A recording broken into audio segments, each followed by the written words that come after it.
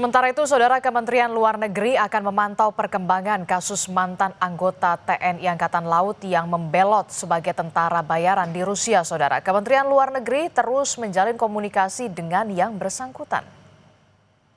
Bisa mengakhiri kontrak saya tersebut hanya Bapak Prabowo di Kementerian Pertahanan Rusia kepada Bapak Vladimir Putin.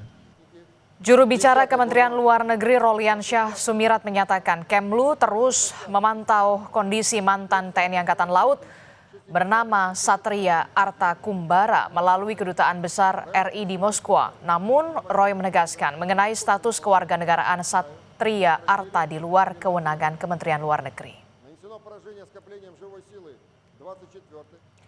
Dalam pesan singkat yang diterima Kompas TV, Roy bilang Kementerian Luar Negeri melalui KBRI Moskwa tetap memantau keberadaan dan melakukan komunikasi dengan yang bersangkutan. Mengenai status kewarganegaraan yang bersangkutan, hal tersebut menjadi ranah kewenangan Kementerian Hukum. Sementara Kepala Dinas Penerangan TNI Angkatan Laut Laksamana Pertama Tunggul Bilang Satria Arta Kumbara sudah tidak memiliki keterkaitan dengan TNI Angkatan Laut. Satria sudah dipecat dari TNI karena terbukti desersi di masa damai. Satria juga dijatuhi hukuman penjara 1 tahun. Mengenai status kewarganegaraan Satria, TNI Angkatan Laut menyerahkannya kepada Kementerian Luar Negeri dan Kementerian Hukum.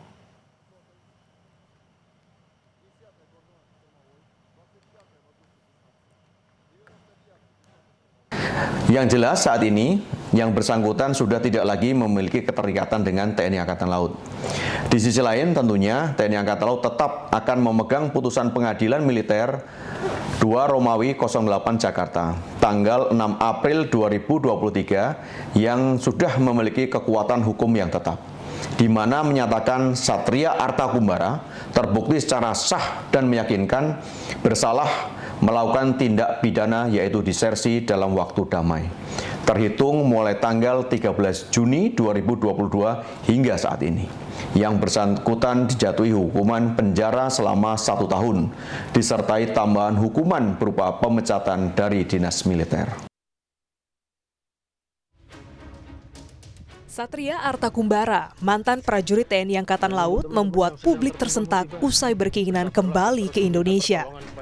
Pria asal Ambarawa ini masih berada di garis depan di medan perang sebagai tentara bayaran Rusia. Satria merupakan siswa alumni SMK Dr. Cipto Ambarawa, Semarang, jurusan Teknik Mekanik. Ia lulus tahun 2005 sebelum akhirnya masuk Korps Marinir TNI Angkatan Laut.